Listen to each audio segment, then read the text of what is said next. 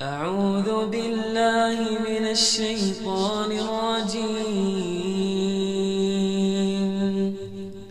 بسم الله الرحمن الرحيم.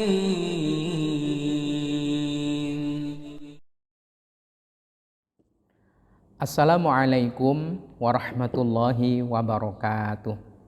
Bismillah walhamdulillah thumma salatu wassalamu ala rasulillah habibina wa qudwatina Muhammad ibn Abdillah wa ala alihi wa ashabihi wa mawala wa man tabi'alah ila yaumil qiyamah. Wa ba'dah. Satu pertanyaan yang menarik dan tentu memacu adrenalin kita jika kita mendengarnya. Kenapa? Karena masalah ini sensitif sekali. Tentang pernikahan, insya Allah akan kita bahas dan kita kaji dengan kita senantiasa berpegang teguh pada Al-Quran dan As-Sunnah yang tentunya dipegang teguh oleh para ulama, lalu para ulama menuangkannya dalam fikih Islam. Nah, pertanyaannya sebagaimana berikut. Ada pasangan laki perempuan kebablasan dalam pacaran gitu saja. Karena kebablasan, singkat cerita, si perempuan hamil. Setelah diketahui hamil beberapa bulan, bahkan lebih dari 4 bulan, lalu kemudian dinikahkan. Yang kita bahas bukan menikahnya wanita hamil yang kehamilannya itu dihasilkan dari perzinahan, bukan. Pernikahan itu terus terjadi dan kehamilannya itu dirahasiakan. Kalau itu hamil sebelum nikah, rapi dan rapat menyimpannya. Sehingga kemudian melahirkan. Dilalah yang terlahir adalah seorang bayi perempuan. Mungil, cantik tentunya.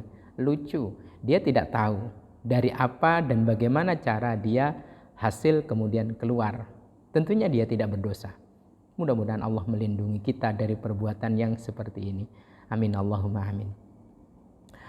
Tumbuh besar dan dewasa. Lalu kemudian singkat cerita mau menikah. Nah, pertanyaannya siapa yang menjadi wali nikah dari anak yang dihasilkan dari hubungan haram? Dihasilkan sebelum pernikahan yang itu mestinya terjadi. Nah, kita runtut. Di dalam kitab Mughnil Muhtaj dijelaskan, bismillahirrahmanirrahim, faslun fi arkanin nikah. Berikut ini adalah fasal tentang rukun-rukun nikah. Wa arkanuhu khamsatun. Rukun pernikahan itu ada 5. Sighatun, yang pertama adalah ada sighat, ada ijab qabul. Wa zaujatun, yang kedua ada calon istri. Wa syahidaini, yang ketiga ada 2 saksi. Wa zaujun, ada calon suaminya, ya. Kemudian wa waliyun, yang kelima adalah wali. Sighat, mempelai perempuan, 2 orang syahid saksi, kemudian manten laki-laki dan wali. Ini yang tidak bisa tidak dalam pernikahan kudu ada. Yang kedua, pembahasannya adalah tentang wali. Di dalam kitab Kifayatul Ahyar dijelaskan al-waliyu ahadu arkanin nikah. Wali adalah salah satu dari 5 rukun pernikahan. Fala yasihhu illa biwaliyin. Makanya pernikahan itu mutlak, tidak sah tanpa adanya wali. Tidak bisa seorang perempuan kemudian mengatakan, aku siap dinikahi olehmu wahai laki-laki, tidak bisa. Mesti ada wali. Dalam hal ini manten perempuan cukuplah duduk manis, cukuplah diam, cukuplah dipingit di dalam kamar. Sementara yang ijab qabul adalah sang wali. Ini. Nah, yang ketiga, wat tafaqoh. Di dalam kitab Bidayatul Mujtahid disebutkan wat tafaqul jumhuru. Mayoritas ulama, hampir utuh ulama itu bersepakat ala anna auladiz zina, ya, sesungguhnya anak yang dihasilkan dari zina la yalhaquna bi abaihim. Mereka itu tidak bisa berilhaq kepada bapak biologisnya. anak zina tidak bisa berilhaq kepada ayah biologisnya. Apa itu ilhaq? Ilhaq itu adalah hak istimewa yang mestinya didapatkan oleh seorang ayah biologis. Andaikan itu melalui proses yang halal, nikah dulu, baru ada hubungan, lalu kemudian hamil dan seterusnya. Apa hak istimewanya? Bisa membin atau membintikan. Siapa? Fatimah bin Ahmad. Siapa anaknya? Baihaqi seumpama. Bin Ahmad, kalau Fatimah binti Ahmad. Karena anak ini dihasilkan dari proses perzinahan atau hubungan tidak halal, maka ni anak tidak binti kepada siapapun. Kalau mau binti kepada ibunya. Yang kedua, kalau tumbuh dewasa, sang ayah biologis tidak sah untuk menjadi wali. Kalau memaksakan diri, maka maaf, ini menjadikan sang ayah biologis yang makan nangkanya, tapi anaknya yang kena getahnya.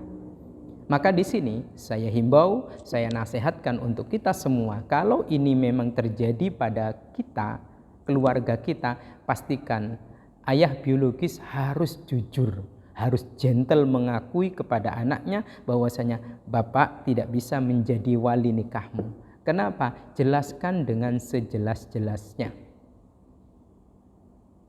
Biarkan sang ayah yang berdosa dengan ibunya, mudah-mudahan dibukakan pintu pertaubatan oleh Allah Subhanahu wa taala sehingga bisa taubatan nasuha. Tapi anak punya hak untuk tetap hidup bahagia, hidup normal dan tidak kena getah dari ulah sang ayah dan ibunya. Sampaikan bahwa kamu dulu tumbuh di rahim ibumu sebelum bapak menikahi ibumu. Oleh karenanya bapak tidak bisa menjadi wali nikah untukmu. Sang anak juga harus diberikan pengertian bahwa ini tidak bisa. Kalau dipaksa tidak sah. Kalau tidak sah lalu kemudian kok ada hubungan intim, zina juga. Wah, ini namanya sudah jatuh tertimpa tangga. Nauzubillahi min syarri dzalik. Nah, kalau ayah biologisnya tidak bisa menjadi wali, terus siapa walinya? Ini pembahasan yang keempat. Dalam satu riwayat sahih, riwayat Imam Ahmad, Nabi SAW bersabda, Al-as-sultanu waliyyu man la waliyalah. Pemerintah, penguasa menjadi wali bagi anak yang tidak punya wali. Bagi gadis yang tidak punya wali, dia mau menikah. Dalam hal ini presiden tentunya. Lalu kemudian turun itu Kementerian Agama, Menteri Agama. Sampai turun ke bawah adalah petugas di KUA. Siapa? Mungkin kepala KUA, mungkin naibnya dan seterusnya. Alhasil gadis yang mau menikah atau janda yang menikah terkait dengan wali ada dua. Ada kalanya ada walinya. Ada kalanya kehilangan wali. Ada kalanya tidak ada walinya, tidak punya wali. Siapa yang tidak punya wali? Seperti yang kita bahas. Walinya siapa? Hakim. Datanglah ke KUA, sampaikan, ceritakan. Mungkin anaknya syok. Ya, daripada bendol buri nantinya istilahnya.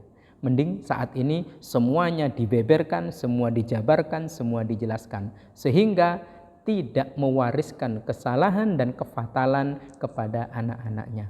Mudah-mudahan Bapak, Ibu yang seperti yang diceritakan ini oleh Allah Subhanahu wa taala diberikan kekuatan untuk menjelaskan itu kepada anak-anaknya. Sehingga sekali lagi tidak mewariskan kesalahan kepada anak-anaknya. Wallahu a'lam bishawab. Semoga bermanfaat. Assalamualaikum warahmatullahi wabarakatuh.